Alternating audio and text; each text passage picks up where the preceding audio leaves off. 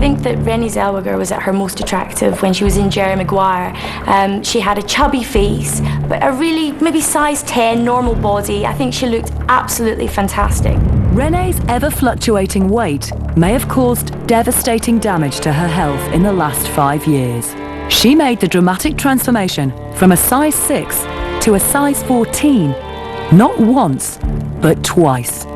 When Dr. Kyriazis calculated Renée Zellweger's life expectancy, he made a shocking discovery. The Hollywood star is a staggering 20% below the acceptable weight. I was amazed to see that Renée Zellweger has only 19 years to live, based on average calculations, and she is likely to live to the age of 55.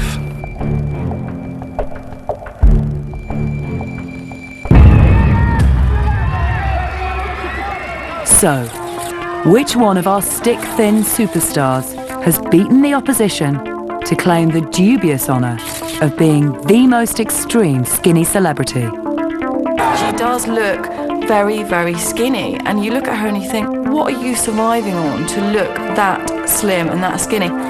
Worth millions, she's the world's most famous footballer's wife and one of the most photographed women on the planet. I just don't understand what happened to that gorgeous woman with the amazing legs from the Spice Girl videos. But nowadays, Posh grabs more skinny column inches than any other stick-thin celebrity. People are obsessed by pictures of Posh looking too thin. Here's a woman with everything, yet obviously something is up and she does not look healthy.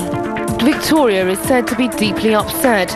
In an interview with a rival newspaper, she admits that she's lost weight since the birth of her son Brooklyn, but she denies dieting. Posh's shrinking body first became a national obsession back in 1999, when this shocking image sparked tabloid speculation that she could be anorexic. There were headlines all over the tabloids saying skeletal Spice because there was hardly any flesh on her bones. She looked incredibly skinny. I remember the kind of almost collective sharp intake of breath from the media when she appeared at London Fashion Week in those tiny little shorts. Tabloid rumours of an eating disorder continued a year later, when a super streamlined Posh stalked the catwalk. There's a furore, people said, that she's clearly suffering from some sort of eating disorder and she's got too thin. She was stick-like. But Posh would again deny rumours that she was anorexic. In a press interview, she said, "It did worry me. I did go to the doctors because I started to get paranoid. I wanted to be totally checked out because I was eating perfectly fine, as I've always done."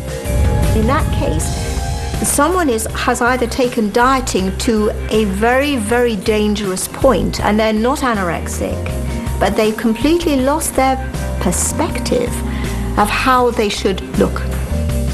But the former Spice Girl changed her tune a year later. In her book, she admitted to a calorie-counting obsession that she said was sparked by Geri Halliwell, who'd warned her that TV cameras pile on the pounds. Posh even confessed to munching frozen peas to keep her weight down. It really is a vicious cycle. The more that you try and stay a low weight, the more preoccupied with food you become, so the more anxious you are about it, and the more it might actually then spiral off into other problems. By 2005, Posh's pop career had faded, and Mrs. Beckham was focused on raising a family. But while expecting her third baby, it seemed weight loss was still on her mind. I'm 5.5 months pregnant and I can't hold it in for much longer. I really can't. I'm like, what makes me look streamlined? Just weeks after having baby Cruz in 2005, Posh reappeared in public looking surprisingly skinny for a new mum. I really don't know how she did it. It was absolutely incredible. In some ways, you can look at her when she came out and think, you've had a baby and you've come out and you look amazing. But then you can take it too far, and you've got to know when to stop. I just would want to sit her down and say, Vicky, you look nicer with a little bit of meat on your bones. The Queen of Buckingham Palace has now become a catwalk regular, and she recently shrunk to a dinky size 4 to model a frock for designer Roberto Cavalli. I don't think it's particularly the best arena for her to go into if she's had alleged eating disorders in the past. But, you know, she'll probably just keep wasting away. In my opinion, if she doesn't put weight on, then her aging process is going to accelerate. Particularly in the face, it's going to become more lined and wrinkled.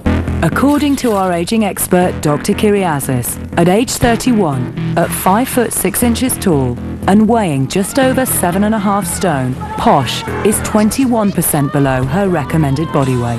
Her body is underweight severely, and that reflects on the numbers and the statistics. Victoria Beckham was a healthy 9 stone, but over the past 10 years, it seems she's been shrinking before our very eyes. What might the future hold if Posh remains super thin? In my opinion, based on my calculations, she is likely to reach the age of 54, and that means that she only has 22 years left to live.